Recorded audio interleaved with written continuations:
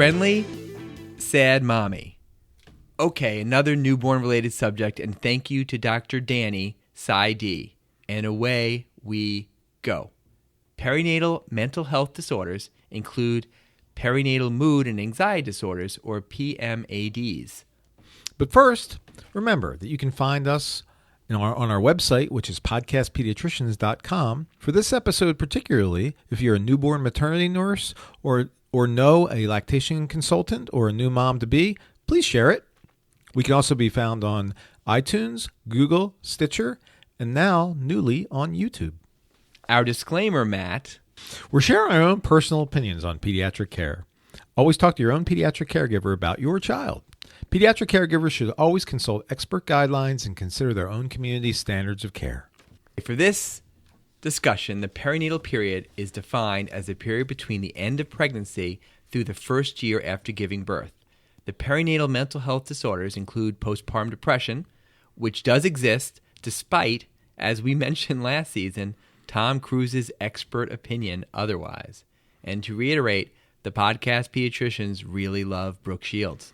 Actually, Rob really loves Brooke Shields. I really do. I'm much more of a Charlize Theron kind of guy. Okay. Yeah. So postpartum depression can be mild, which is called dysthymia, and it can also be quite severe and can even include bipolar disorder. On average, anywhere from 12 to 20% of pregnancies are associated with postpartum depression. But a less well-recognized and publicized entity is postpartum anxiety, which is seen in up to 15% of pregnant and newly delivered women, and also post-traumatic stress disorders in up to 9% of women are seen. Yes, and even psychosis at 1%. Now, psychosis is the rarest of these, but in a lot of ways is the most devastating, and the effects can last beyond the perinatal period too. Have you ever seen this, Rob?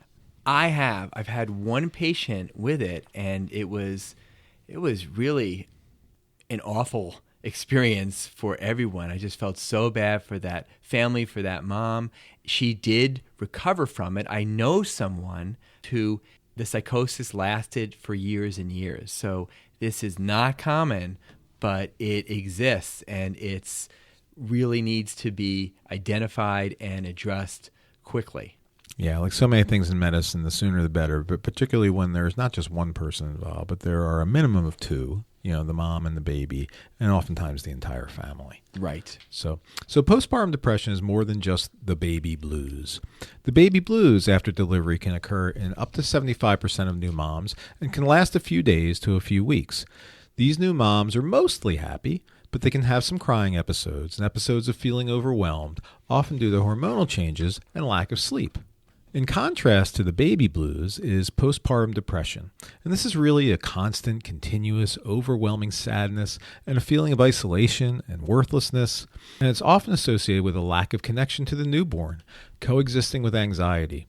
These moms may just want to run away. Like many other times when somebody's in an anxious situation, it's just kind of like, get me out of here. I just can't take this. That's really heartbreaking to see and really puts us in a position, if we are able to recognize it, to really try to reach out to these moms. Unfortunately, it's not always obvious to us. Imagine feeling this way while everyone around these new moms expects them to feel happy because they have a new baby. And isn't that absolutely wonderful?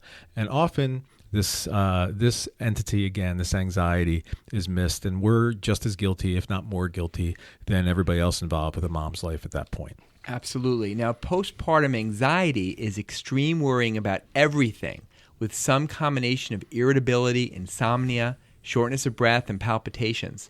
The constant worry can express itself in the what if this and what if that of new moms about the newborns.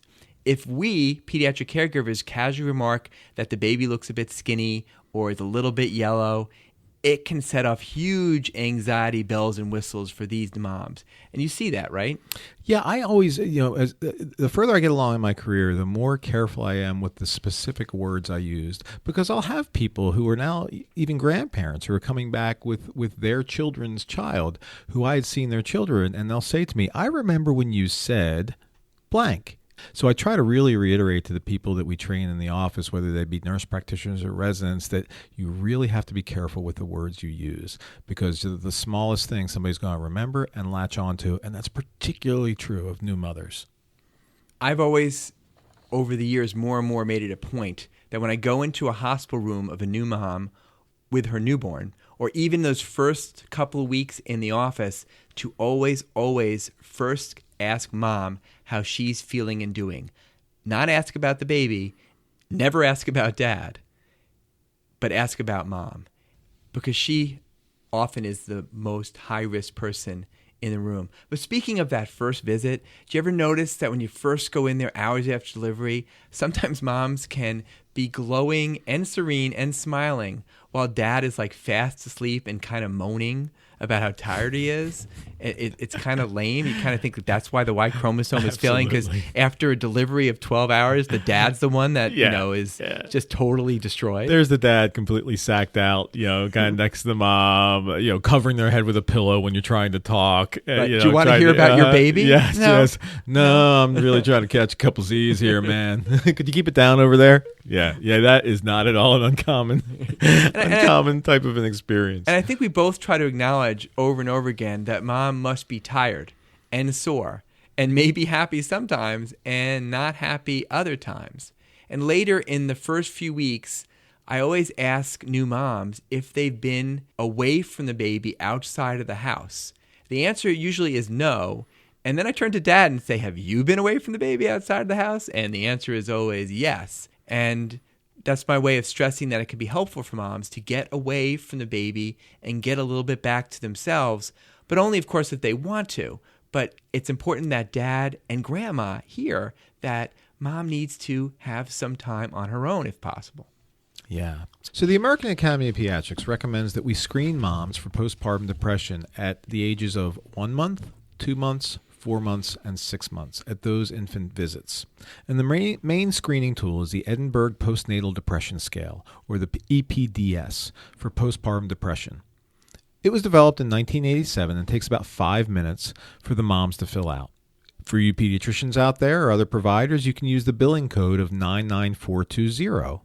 But having said that, from what we understand, it's hard to get this reimbursed. Are you doing this, Matt? Are you doing this screening? So no, we're not doing it, embarrassingly so. I think we need to at least be doing something in our practice to try to address this. What do you do, Rob? I can't believe you're not doing it, Matt, because we don't do it either. And actually, it doesn't really get reimbursable either. I agree with Matt that it's beyond that, and we'll get back to the time it takes. But sometimes we learn as we do an episode and change our practice, and I think this is going to be one of them. But tell us more about the EPDS. Yeah, so each of the 10 questions have 4 possible answers that are scored on a 0 to 3 scale, so that the maximum score is 30 and the minimum is 0.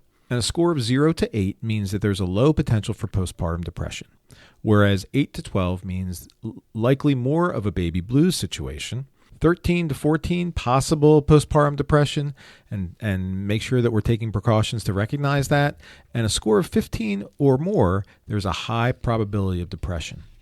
A score over 20 is a real red flag for depression, or if there's possible suicidality or psychosis, then immediately accessing crisis intervention services or strongly recommending them is really what a pediatrician should be looking to do.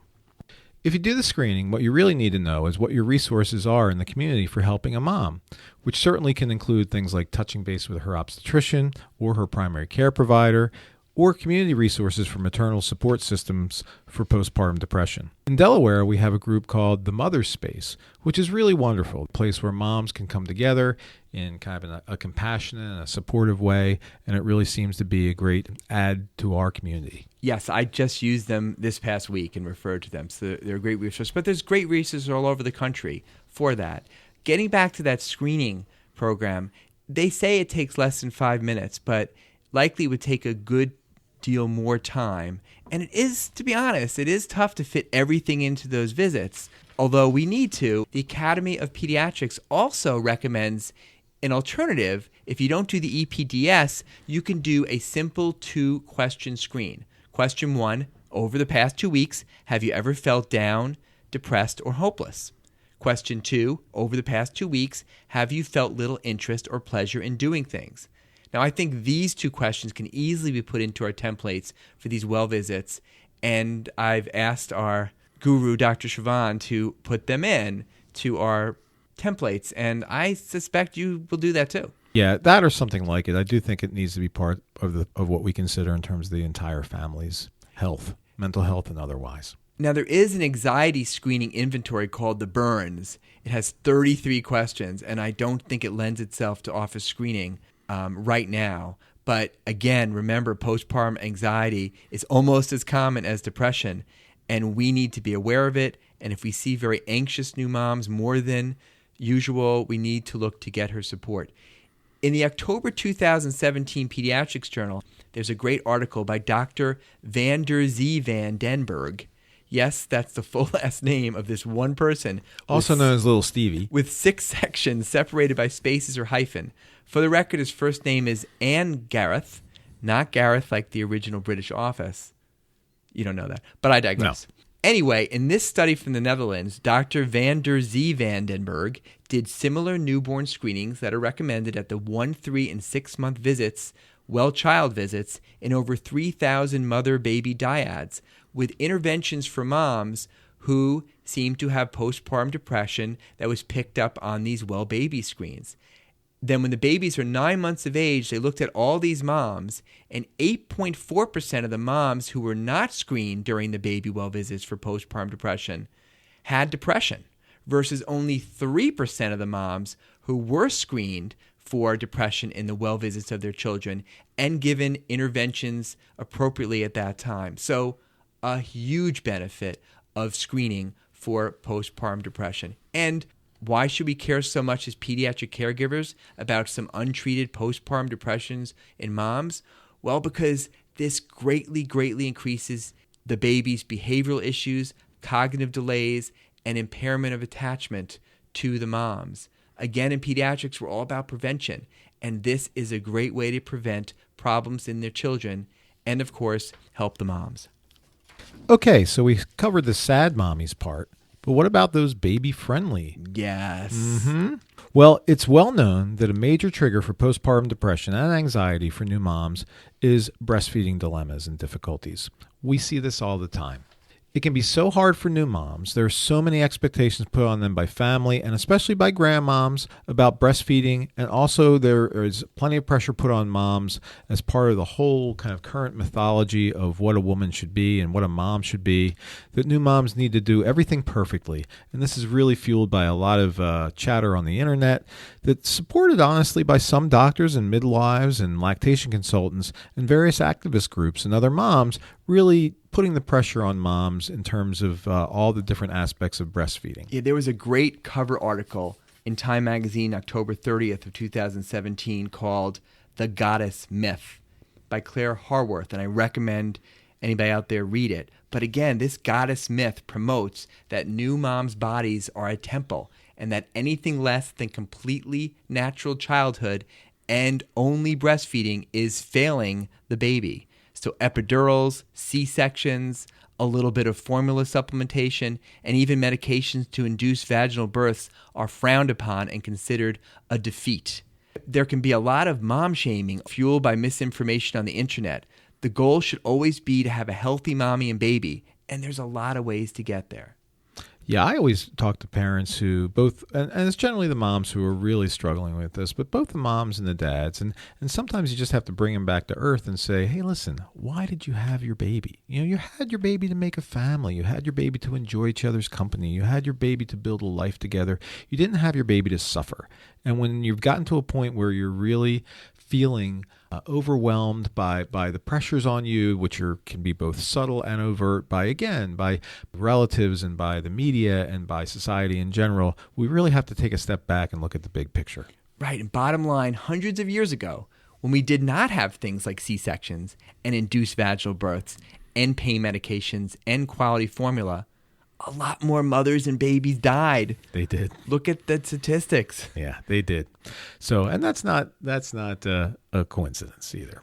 So this brings us to that baby-friendly hospital initiative, or the BFHI, which was established in 1991 by the World Health Organization to promote breastfeeding for at least the first 6 months. They certify certain hospitals as being, quote, baby-friendly, and this is a very coveted certification of the over 450 hospitals in the USA that deliver over 20% of the babies in this country. It costs about $10,000 to $12,000 just to get certified, and this is paid directly to Baby Friendly USA Incorporated. So to be a baby-friendly hospital or to be certified as a baby-friendly hospital initiative hospital, one must follow all of their 10 steps. Number 1, have a written breastfeeding policy routinely communicated to healthcare staff. 2, train healthcare staff in skills necessary to implement the policy. So far, so good. 3, inform all pregnant women about the benefits and management of breastfeeding. Good. 4, help mothers initiate breastfeeding within an hour of birth. Still good? Still good. 5, show mothers how to breastfeed, how to maintain lactation, even if they're separated from their infants. All right. I can abide by that. Number 6, give infants no food or drink other than breast milk unless medically indicated. We'll come back to this one. Yep. Okay. Number 7, practice rooming in. Allow mothers and infants to remain together for 24 hours a day. Reasonable. Yeah. And we'll come back to that again. Yeah. Number 8, encourage breastfeeding on demand. Great. Number 9, give no pacifiers or artificial nipples to breastfeeding infants. We'll have something to say about that in a minute. And number 10, foster the establishment of breastfeeding support groups and refer mothers to them on discharge from the hospital or birth center. Okay. That one sounds good to me. So overall, we support this mission and the goals and almost all of its rules. Right, Rob? Yes. And almost being the key word. An editorial in JAMA Pediatrics in October 2016 caused quite a stir in the pediatric world when a Dr. James Bass, a pediatrician from Newton Wellesley Hospital, Massachusetts, plus a few of his colleagues, criticized Baby Friendly. This included the head pediatrician at Mass General, which is an okay, decent hospital, right? You agree? It's okay. Yeah, I mean, aside from being in Patriots football Exactly. country, Exactly. it's a stellar hospital. It's not the Philly area hospitals, but they're all right. They're all right. So, this Dr. Bass and his colleagues kind of ripped some parts of the rules of Baby Friendly. Some highlights included that they felt number 7, the absolute rooming in 24/7, could be dangerous with a very tired, exhausted mom, perhaps on pain meds, in a room where the nurse couldn't be there 24/7, that the babies may end up prone, sleeping, or smothered, or fall off the bed. Now, I've not encountered any smothering issues in our hospital, thank goodness. I don't think Matt has either. But our maternity ward has had babies fall off the beds, and moms do fall asleep with the babies in unsafe positions. Oh, yeah. When I was a resident, I ordered at least a half a dozen skull x-rays on babies who had fallen to the ground just off of an exhausted mom's lap. And I think one of the things that we don't recognize these days is that so often traditionally, moms were part of a large extended family whom all lived in the same area, and the grandmothers and the aunts were right there at the time the mom delivered and continued to help to care for her over the next several days. Now, instead of that, nurses have, for the most part, taken that over in the U.S. Or the dad, who, as we talked about, is passed out moaning in the next bed. Right. Encouraging rooming in overall is a good thing. I think we both agree. I agree with that. However, there needs to be more room for discretion by that maternity perinatal nurse. And these are excellent nurses. They care for both new moms and babies. They're caring for 2 different people. And as we said, we love working with them. They have an They're amazing wonderful. skill set. They really are sensitive and knowledgeable people. And these are the types of people whose discretion you want to defer to when they think that they need to step in. I've also read that this was surprising, that there's a movement to close all the newborn nurseries on the newborn floors. So there's no other place to put the babies if not in the mom's room. And that's a terrible idea. I just think you got to have some place. There's always situations where you might need an old traditional nursery. I know where it came from because we also trained the time that often there would be overnight nurses who would just give every baby a bottle in the nursery, even if the parents did not want to. Glucose water, usually. Right, glucose water. So that was wrong, and I think that's been addressed, and a lot of Friendly Baby addresses that.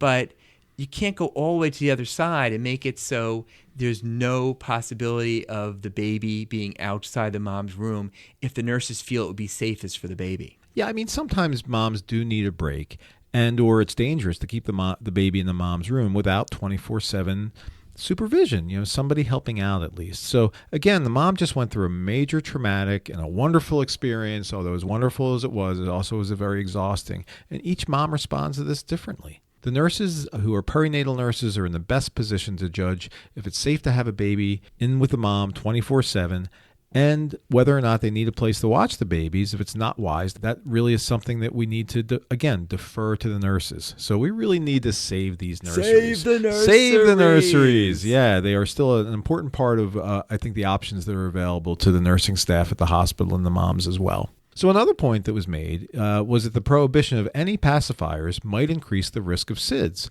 since pacifiers can reduce SIDS risk, and this has been proven now in multiple papers. But we agree it should be used rarely and judiciously in the first few weeks.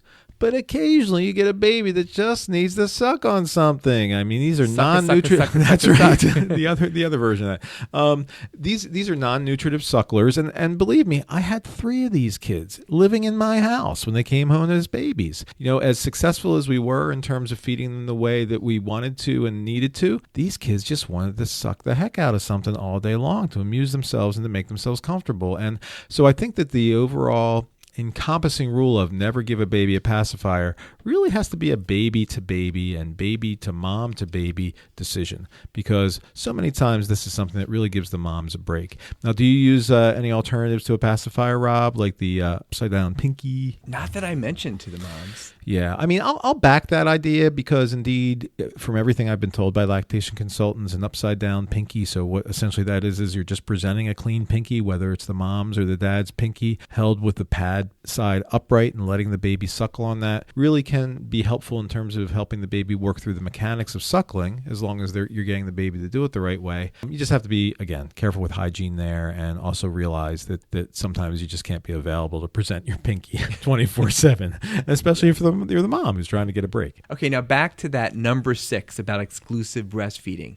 It's that step number 6 of only breast milk unless medically indicated that gives us pause in how this plays out in real-life situations on these newborn floors. It can cause much distress for mom and thus increase her risk for depression and anxiety, resulting in the sad mommies. Matt and I both agree that breast milk is best for new babies, but the baby-friendly guidelines state that if the mother requests that her breastfeeding infant be given a breast milk substitute, otherwise known as formula, the healthcare staff should first explore the reason for the request, address the concerns raised, and educate her about the possible consequences to the health of her infant and the success of breastfeeding, and basically just say no.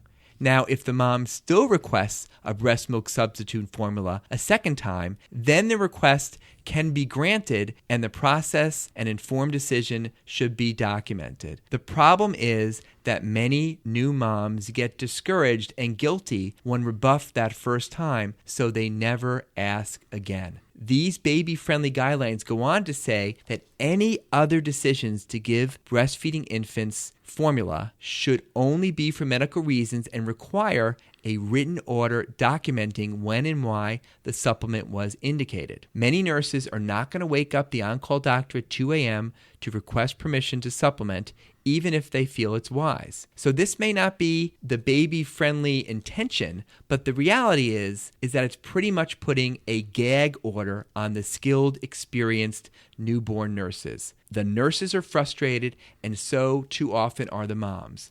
I actually took a non-scientific poll on call on a Saturday last month on the newborn ward, and 10 out of 10 nurses strongly did not like the baby-friendly guidelines because of this particular issue with breastfeeding and because the 24/7 rooming in. Parts of this are really reasonable. So if the mom is requesting that something aside from breastfeeding be offered to the baby, I do think that asking the mom why she's making the request and then addressing those concerns are great. I mean, frequently we in medicine don't ask why. Don't ask, why are you asking that? Or don't ask, so what are you hoping to achieve by this? Those two things are reasonable, but to make it a hurdle, to make it emotionally and honestly medically difficult to be able to have these moms take a little bit of a break after they've been informed about the possible risks, I think is just really, it's really daunting for the moms to deal with. And most of them, especially when they're exhausted, to say oh no, really, I want that now. They're going to defer. Exactly, and taking away from the judgment of these nurses who are the best people to be in tune with both the mother's psyche and the baby's health. They may be the first to notice signs of a new mom getting down or anxious, maybe not having a lot of home support, and then at 2 a.m, noticing that the baby's maybe losing a bit more weight than they expected, and the milk is coming in a little bit slower than expected, or the mom is in a bit of pain or on a lot of medications or sleep deprived, etc. And sometimes everyone may be well served to give mom some relief and to give the child perhaps some supplementation. And in fact, a paper in Pediatrics in June of 2013 by Valerie Fleierman et al. Documents that the use of limited amounts of formula early on in some babies at risk can not only help the baby avoid medical problems, but actually improve the rates of breastfeeding long term in those babies. The baby-friendly rules in this area are just too black and white and don't recognize the gray. And this doesn't allow experienced pediatric nurses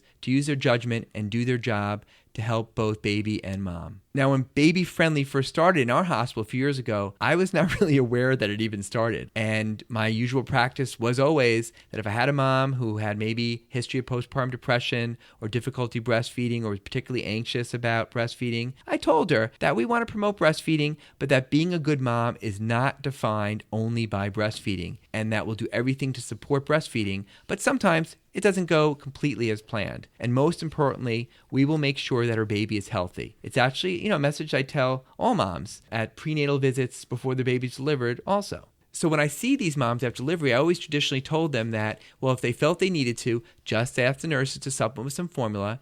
And then I tried to tell the nurses about this also. Most of these moms never needed any supplementation, but I then started noticing that more and more of them who did request it were again initially rebuffed, and the moms did not ask a second time. I'd walk in the morning to a tearful new mom, a frustrated nurse, and a baby losing more weight than expected, and often with jaundice. Sometimes you just gotta feed the baby. Yes. This is another case of when moms and dads come in to interview me and they ask me what I think of breastfeeding, I tell them I am a huge advocate of breastfeeding, but what I'm not is a breastfeeding zealot. I'm not going to sit there and make rule upon rule for them in terms of this is how you need to breastfeed.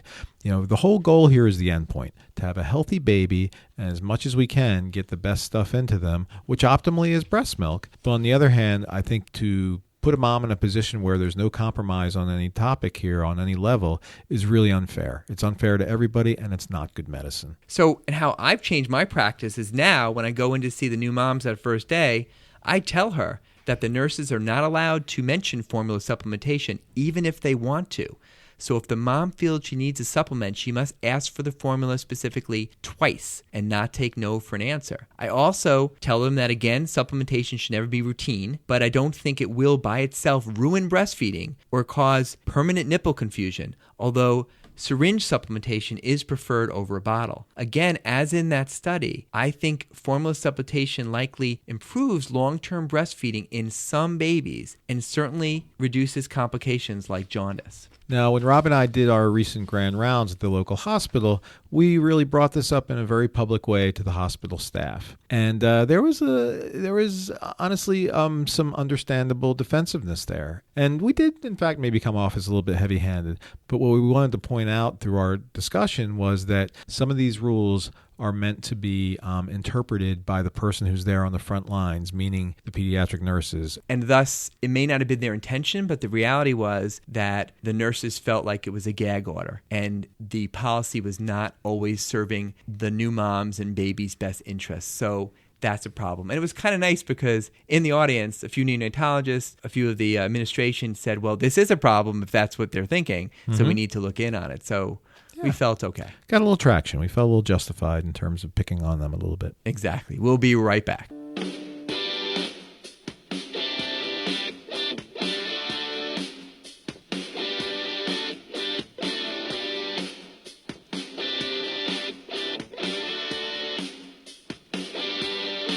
She was a milk machine. She kept the house unclean. She was the cutest damn baby that I'd ever seen. She had the brightest eyes and the loudest cries. I couldn't get enough of those chubby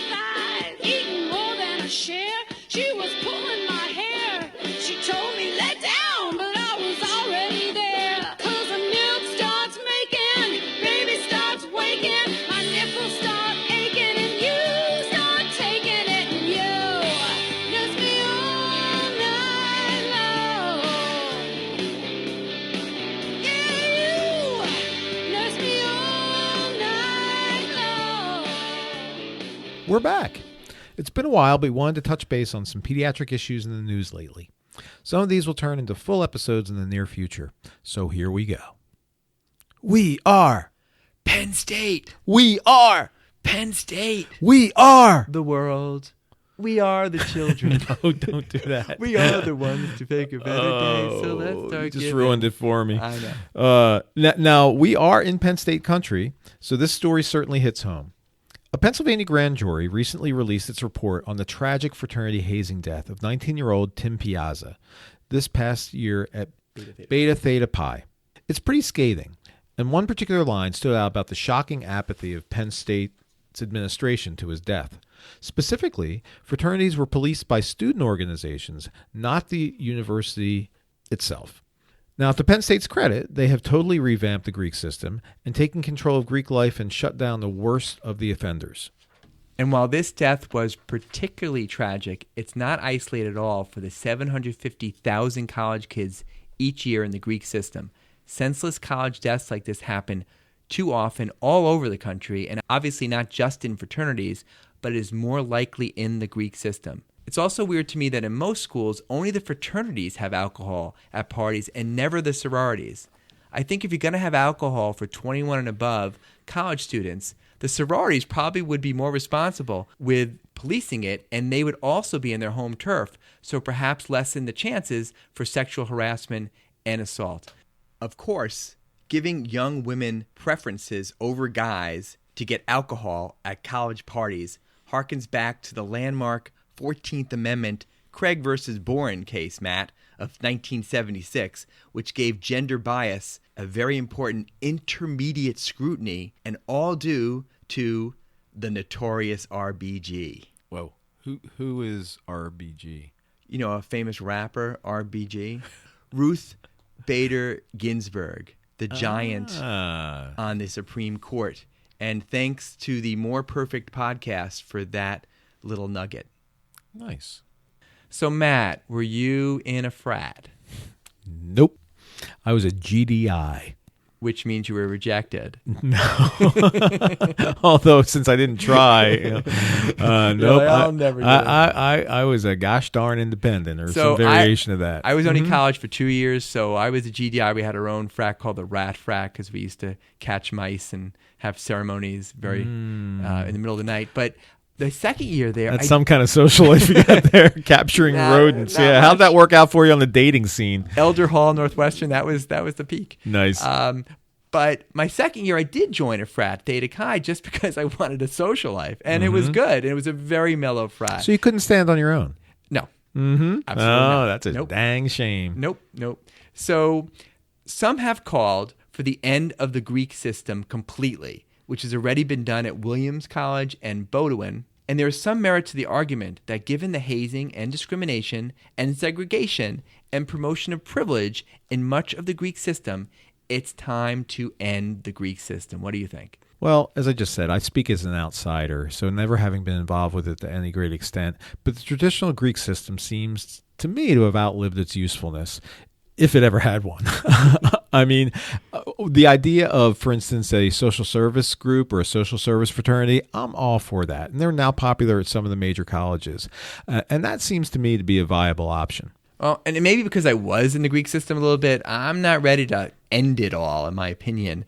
And again, that charity work and camaraderie can be really wonderful. But I do think that significant changes have to be made. And so these are the changes that I would put in right away. So go back for a second. So It seems to me that much of the charity work done by frats is kind of in an effort to repay the world for their own debauchery. Sorry, we're drunken slobs, so let's pick up some trash on Saturday down at the park. Come on. You're basing this all on Animal House, which is a wonderful movie. But good movie. All right, we can agree to disagree. But if we're going to keep the Greek system, what I would do if I was king of the Greek system would be three things. Number one, no hard liquor on any college campus, no matter what the age. Yes, 21 and above can get wine or beer, but no hard liquor. Dartmouth and UVA and Providence College have already done this. The truly horrific outcomes with drinking in college seem always to be associated with hard liquor, so I think this would help. Now, some would say that, the students will just pregame off campus or secretly in their dorm rooms, but I still think it would help. And if we're going to do that, they should also police the alumni tailgating parties. What kind of example to the students are grossly intoxicated alumni? Take the hard liquor from them also. Number 2, colleges need to directly police the fraternities and sororities with little tolerance. Penn State and others have already started to do this. People like to mention about the zero tolerance, but I'm wary putting in a zero tolerance rules too much, because just like with criminal mandatory sentences laws, they can backfire. There's always going to be some gray. These are just college kids and can make mistakes. Although I agree, no forgiveness for drunken sexual assaults. And lastly, number 3, ban all pledging in the freshman year completely. And when they do pledge, starting as sophomores, have really strict no hazing rules, which includes no sleep deprivation and obviously no drinking and physical torture and bullying and emotional harm. And for those, yes, if they officially break that, then that's the end of the charter for that fraternity. I do try to mention to high school students looking at colleges that if the college is on the list of top 10 party schools, then I would be particularly wary. And this list is unofficial, and obviously it's not always under the control of the college. But there's a reasons why some schools show up on that list year after year, like Penn State used to do. Who wants a student coming to your institution of higher learning based on being a good party school? But lastly, if we're going to talk about health issues on college campuses, then they should be addressing the number one way colleges and universities across the country, especially the richer ones with huge endowments, are failing their students health-wise, in my opinion. And that's that most have really, really, really, really bad mental health care resources for their students. And Matt, it's amazing. These schools take in thousands of young adults who are at the highest risk in their lives for depression and anxiety and schizophrenia and drug abuse and especially suicide. And they have mental health resources which are a joke. And the students know this. Now, there are exceptions like the University of Richmond Spiders now, but most really need to put some of those millions of dollars into teams of social workers, psychologists, and psychiatrists who solely dedicate themselves to undergrad and graduate student mental health, being proactive about helping those at-risk students, working with the RAs and faculty and student organizations. Just having a talk during New Student Week about mental health is not enough. And yeah, there's HIPAA rules about privacy for these adult students over 17, but they need to somehow make it easier for the parents of these children to get involved early and be forewarned about problems so they know what's happening when their kids come home for break. Yeah, I feel very, very strongly about this. So you and I haven't talked a great deal about mental health yet, although that's certainly in the cards for us over the next season or two. This is a time when kids are particularly volatile, particularly impressionable, particularly peer-oriented. And so to find oneself in a position of being lonely and sad and overwhelmed and not have any resources, particularly if one's far away from home, is really just an untenable situation for a lot of kids. And I think that the colleges, again, you pointed this out, tuition continues to skyrocket, but what gets left in the dust is mental health services, which really should be a very significant resource of both in terms of availability and ability for people who attend college. One of my college patients several years ago committed suicide. He was just poorly served by his university. The campus crisis line completely failed him. So parents out there, when you're looking at college choices and you ask questions about the dorm and the meal plan and such, start asking very pointed questions about mental health issues and how they communicate them with you and how they can be accessed with certain insurances and how they can make you feel better that your child will be well served in the most common, potentially lethal medical problem they can have in college, which is depression and mental health problems. One of the things that I really have a problem with is the fact that even the colleges that have mental health services that they provide for the young people who are on their campuses will oftentimes have a limit in terms of the number of sessions that somebody can have. As if you could quantify somehow everybody into the same box and say, okay, 10 sessions, you should be good now, we'll see you later. This is ridiculous. I mean, there's no accounting for the fact that there are many variables. There's no accounting for diversity in somebody's needs. It's just, you get 10 sessions, and after that, good luck. use some of those millions of dollars on extra sessions. In fact, again, moms, dads on those tours of those colleges say, do you have a limit of sessions for mental health issues? And if they have a limit, that should be a big strike against the college. Yeah, and this is, I will say, and you'll hear me rant on this over and over again over the next year or so as we continue this discussion, but increasingly we're seeing suffering college students who are coming home from break, or for that matter, coming home feeling like failures from colleges because they just didn't have the mental health support system that they really needed. And this is a modern tragedy, as if there isn't enough pressure out there, pressure that our society is putting on these young people, and then not providing them with a resource, but charging them an arm and a leg for college is just unforgivable. I agree. I guess we can say it sucks, Indeed, right? it That does. would work. We'll be right back.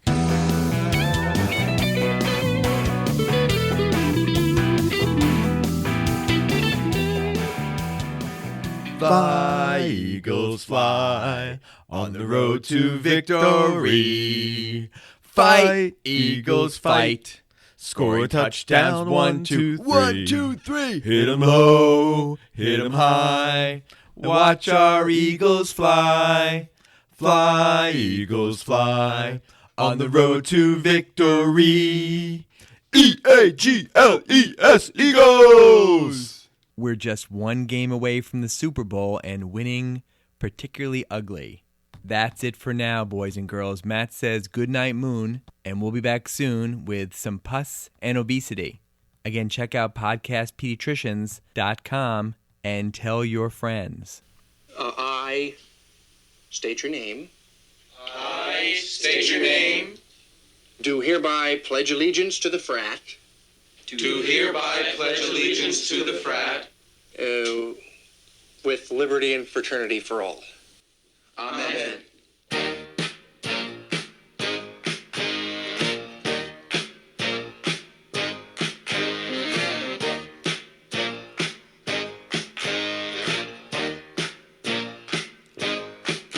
Let me tell you about some friends I know. They're kind of crazy, but you dig the show. They can party till the break of dawn. At Delta Chi, you can't go wrong. Animal House. Animal House.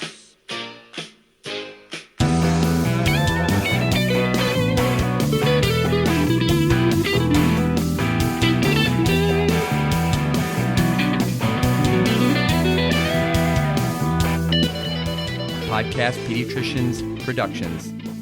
All rights reserved.